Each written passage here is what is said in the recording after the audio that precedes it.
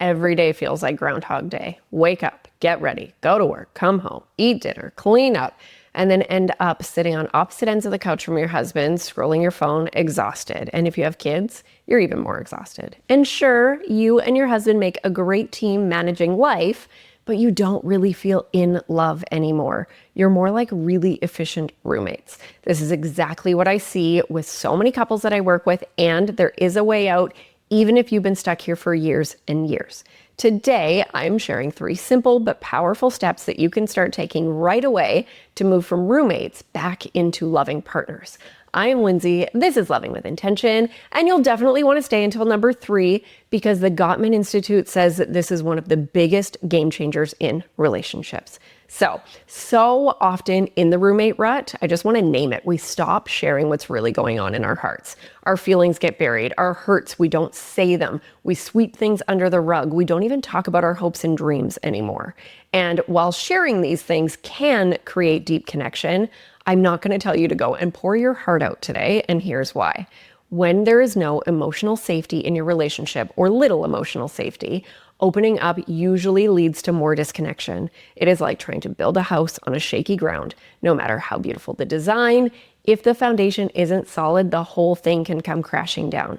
So if your past attempts at sharing your feelings or your hurts have been met with shutdown or anger or defensiveness, or he looks so annoyed, of course you have stopped trying.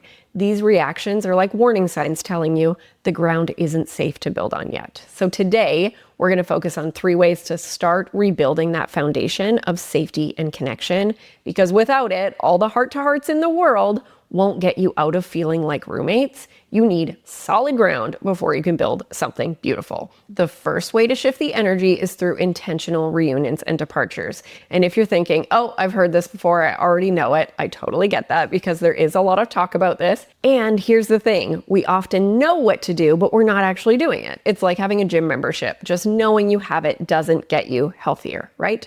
Talking to myself here. So before you click away thinking I've heard this before, it's actually the perfect moment to check in. Are you doing this consistently? Intentional reunions and departures doesn't just mean hello and goodbye kisses. It might not even involve kisses. It means recognizing that the first seconds that you interact with your husband, when you first wake up, when you have a quick phone call in the day, when you get home after work, and the last seconds when you leave the house, when you say goodbye, when you hang up the phone, when you say goodnight, these are high impact moments for connection. And I'm not just saying that they feel good. I'm talking about what's happening in your brain chemistry and in your nervous system in those moments. These micro moments, they're tiny little moments. They're actually setting the tone for your day and the connection that you feel in your relationship. If you wake up and launch straight into talking about plans for the day or the news, or you don't say anything at all, or you barely grunt a hello, this literally primes your nervous system for disconnection. Instead, taking 10 seconds, just 10 seconds, to force a smile or put a hand on his back. And I say force a smile because I know there's a lot of not morning people out there. Or it could be that you say, I love you. There's a kiss, there's a hug, there's a warm greeting. This 10 seconds tells your nervous system we are safe, we are connected, and then it can chill, and your day gets to be primed with that vibe. And if you leave the house super rushed, just yell goodbye upstairs or to a different room, that's disconnection. Instead, if you go to the room that your husband is in, you look him in the eyes, you give him a loving goodbye, whether it includes a hug or a kiss or it doesn't, it just matters that it has warmth and love. Then you're primed for connection. You both get to carry that feeling. And it's so natural to hear this and think, my husband never does this, or he always just rushes out, or he's always grumpy in the morning. We want to meet these thoughts with so much love because it is so easy and understandable to see the things that we wish that our partner would change, and you can't change his behavior. The only thing that you can shift is how you show up with consistency. This isn't just a one-time thing and you're set, you're connected, good to go. This is loving with intention, ding, ding, ding, on the daily, and it can really, really shift things over time. It can be super hard to be the one who goes first to break patterns. I'm celebrating you so much for that. And truly, if you want out of the roommate rut and you're the one watching this, it gets to start with you. The alternative is waiting for him to change, to find my videos, or just settling for what is happening in your relationship. None of those options leaves you feeling connected or having that relationship that you love. When the women that I work with start doing this, they start to see their husbands doing it too. In our relationships, we mirror each other. So you get to set the tone. And the second way that you can start getting out of the roommate rut is appreciation with a twist. So first, verbalizing appreciation, so important. And there's another way to show appreciation. So with verbal, I recommend popping the word super in the comments so that I can share my free superpowered appreciation with you.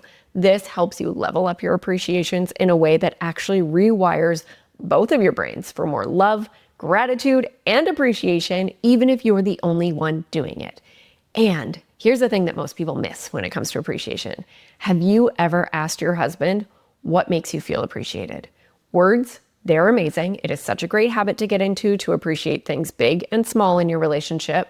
And your husband, he might feel appreciated when you do things for him, or when you think of him when you're out and you just buy him something random and little, or when you hold his hand or put your hand on his knee, or when you spend one-on-one time with him. And if these things sound familiar, yes, they are the 5 love languages. And I've learned in my own relationship and with my clients, they aren't just how we feel loved.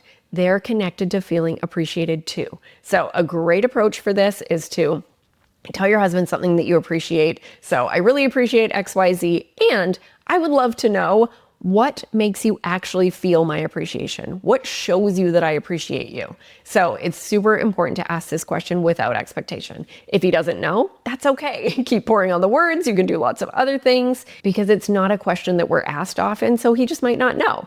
We also don't want to launch right into what makes us feel appreciated, because that can be received as she's just asking me so that I'll start appreciating her. And we just want to ask this from a place of love. And again, if you were like, Lindsay, I don't feel appreciated for anything that I do. I see you and I know that you do so much. You deserve all of the love and all of the appreciation on planet Earth. And since your husband isn't here right now, unless he is, so cool that you are, hello, these tips are great for both of you. But if he's not here, you're the one with the power to change things. I have seen over and over the women that I work with, they start giving appreciation, then they start hearing it from their partners, their husbands, out of the blue. It is the ripple effect of their consistency, and it is so beautiful and makes them feel so good. So also know, appreciating your husband does not mean you're saying, I appreciate this, so that means I'm okay with your hurtful behaviors. It actually means I'm choosing to create a safer space in our relationship, which means that we're even closer to having conversations about the hard stuff in our relationship so we can get more connected, that we can grow, we can increase emotional safety. So pop the word super in the comments for that brain rewiring appreciation, and get really curious about what makes him feel appreciated. So the third way out of the roommate rut, this is so powerful. It has to do with when your husband talks to you. And this is the one that the Gottman Institute says is one of the biggest things that leads to healthier, happier relationships. So just picture this. You are mid-scroll on Instagram and your husband starts talking to you about the show that he's been watching or something that happened at work. You keep scrolling and just mumbling, You can probably relate to this because I think we probably all can. So we want to bring in so much love and so much compassion for our humanness. And here's what you might not realize. This moment, it is a bid for connection from your husband. And when you turn away from his bid by staying glued to your phone, his brain creates meaning around this. So meaning like, you don't care. I'm not important. You don't respect me. The list goes on. So many women would love for their husband to open up, talk about feelings, have deep chats, get curious about their world. This is so beautiful. And here's the disconnect. If you are barely present when he talks about the everyday stuff or the things that matter to him, even if they don't matter to you, you're actually training him that sharing with you, it isn't safe or worthwhile. And of course, keeping it real, you can't just drop everything at all times every time he talks. And you can still turn towards that bid for connection, even if you can't be present in that moment. So that can look like saying something like, I really want to hear this. I just need to finish this email and then I'm here. Or I'm in the middle of something for work, but I want to talk when I'm done. Or I don't have the space for this right now, and I really want to hear you, so I'll let you know when I do. This is not a rejection of the bid. It is telling him, you're important, you matter, I care. It's a powerful shift that you can start making today. we need to remember the roommate rut. It happens so innocently. Everything else in life seems to take priority over nurturing our relationship because it's like, we know this is our person. We're committed. We're married. We chose each other. We're good. We're in this. So naturally, we tend to focus on the things that feel like, life is going to fall apart if we don't handle them, like keeping the kids alive, going to work, cooking, paying the bills. So it makes so much sense that that those things take priority. And we often don't notice that our relationship is falling apart right before our eyes. It is like if we forget to water a plant, it doesn't die immediately, but day by day, slowly it wilts. And then one day you look up and you barely recognize your relationship and your husband feels like a stranger. There are so many ways to start getting out of the roommate rut, and these 3 ways are beautiful places to start.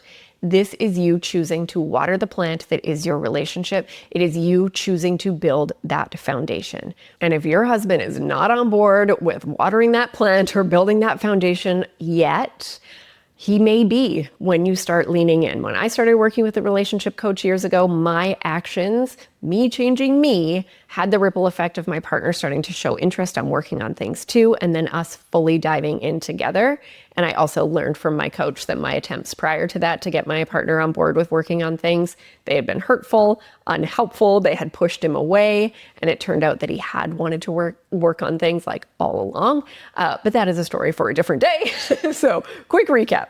Intentional reunions and departures. Make these moments count. Appreciation. Using the superpowered appreciation, comment super below, and asking him what makes him feel appreciated, and turning toward him when he talks to you. These 3 things, they start to build connection, safety, emotional intimacy. Again, they contribute to building that foundation so that you two can start sharing your hearts, get closer, feel safe to do that, get out of the roommate rut. We get to start somewhere in our relationship growth journey.